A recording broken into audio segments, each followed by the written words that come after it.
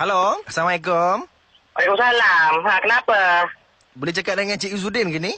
Cikgu Zudin, aku tengah ada kerja ni. Siapa ni tiba-tiba call ni, Dia macam ni cikgu. Saya daripada...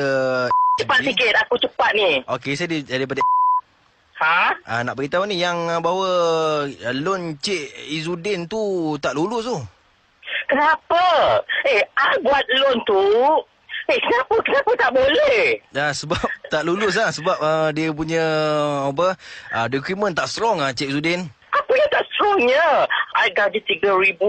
Takkan tak lepas kot. Okay, I tak ada tanggungan pun. I bukan ada anak ke apa. Okey, Cik Izzuddin boleh tarik nafas dulu. I tak boleh tahu. I stres kalau dengar benda-benda macam ni. Sabar Cik Izzuddin ya. Sebabnya Cik Izzuddin baru-baru ni pernah buat loan kan? Tak adalah loan. I buat kat kredit je. Lepas tu I ada satu kes tu I tak sempat nak bayar. Tapi kenapa loan ni?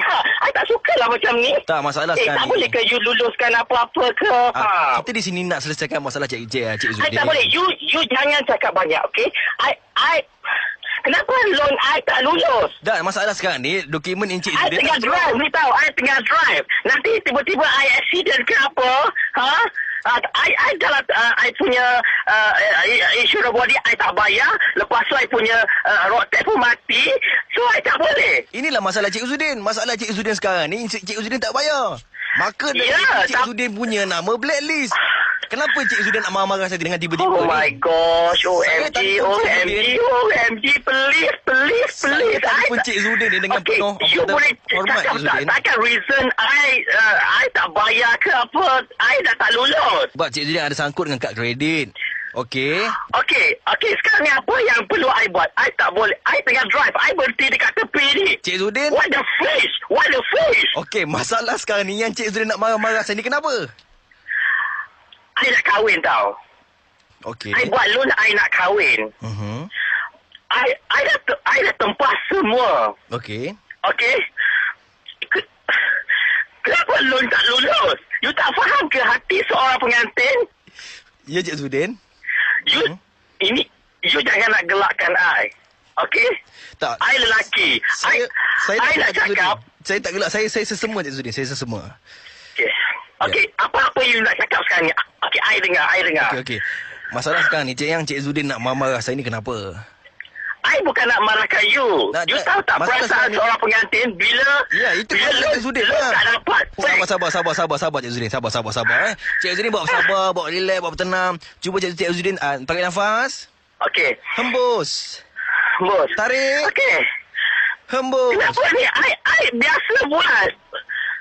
Tak, ya, saya tahu masalah Cik Izzuddin memang banyak masalah sekarang ni.